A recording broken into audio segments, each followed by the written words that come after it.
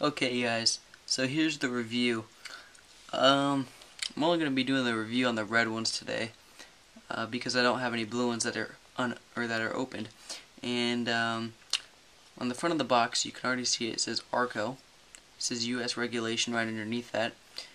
And in the middle of the entire box there's a spade with the A in the middle of that.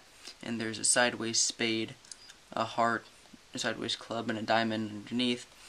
And there's like some little drawings on the side, and on the bottom it says playing cards. Okay. On the back of the box, it shows the back of the cards, which are fairly nice, and has the normal United States Playing Card Company seal there. On the top, it says Poker Size 501. Okay. And on the right side of the box, these cards are in fact plastic coated, which is one of the main things that surprised me, because when you get plastic coated cards, they're normally junky and they don't fan at all. So I was very surprised by these. So this is plastic coated playing cards.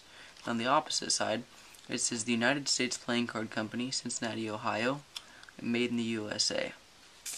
And on bottom, it just says US Regulation Poker 501 with a barcode. So let's take a look at the deck. Alright, so here's the deck. Basically, like I told you before, the box shows the back of the cards, and the cards are very nice, as you can see.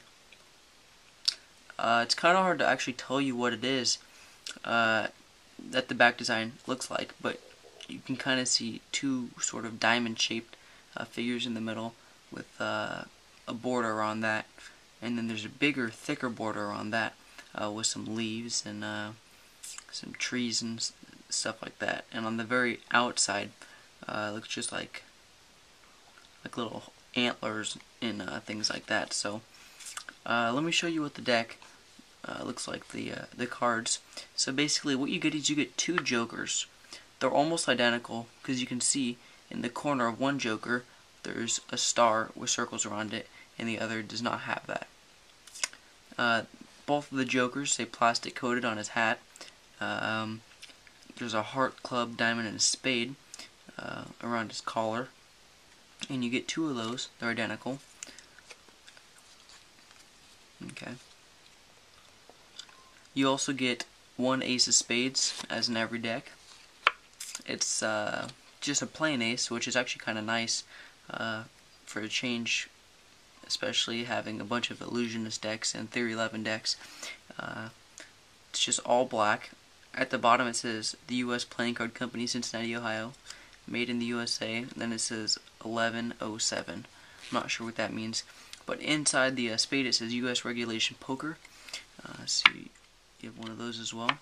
Move that right there. And now let's get into the handle of the deck. Okay, now let's get into the handling of the deck. First off, when you get these cards in your hand, the first thing you notice is that, like I said earlier, the plastic coating, you cannot even tell it's there. It's just like a normal air cushion or UV500 airflow finish, which is very nice. The cards spread very well and easily. They dribble great, as well as spring. And they feel great coming off your fingers as you're springing them through the air.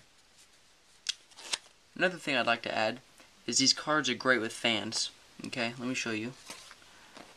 Now remember, these cards are plastic. Okay, plastic coated. And let me show you the other side with my left hand.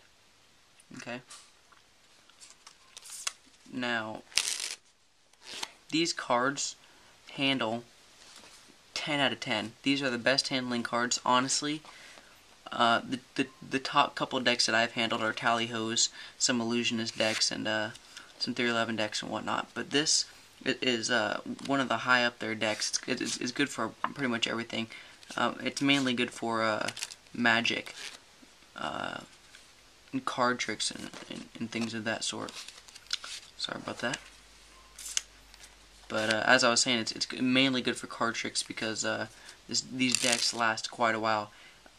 With my blue deck, I played with it for about 2 weeks, all day, every day, and the deck was in still great shape. This deck, I've had it open for about a month. I haven't used it as much as the other deck, but it still handles perfectly. So, like I said earlier, it's good for cuts and all that kind of stuff. It's good for fans. Okay. It's good for XCM, it's good for fans. It's good for Magic. Okay. But, this, I'm probably gonna rate this deck, just by the looks of it. I'd probably give it a, probably a 9.5 out of a 10. Not more on the cool looking scale, but more on the elegant scale. Yeah, it's the backs definitely pop out differently on in person than on camera. And the face of the cards, I actually forgot to talk about that. The face of the cards, if you actually compare them to bicycle cards or Theory 11 playing cards, the pips on these cards are much like the studs. They're more short and fat, kind of like a chode. So with the bicycle cards, they're more stretched, and with the Arrcos and the studs, they're more short and fat. So basically, if you can, I would hurry up and get one of these decks, because I actually heard that they're not going to be printed anymore. So there are going to be a limited edition deck. So there's not going to be that. There is quite a bit of them out, but when they go out of stock, there's going to be a higher demand for them, because they're such good cards. So once again, I gave the deck a 9.5 out of a 10 on the elegant scale. For XCM and card manipulation and everything of that sort, I give it about a 10 out of 10. It's perfect. And for Magic, I probably get it, let's see, I say a 15 out of a 10. It's great for Magic, and it just adds to the spice of it. If you're performing effects like Dan and Dave's trilogy tricks. So I hope you guys enjoyed this review. Let me know what you think, and please subscribe.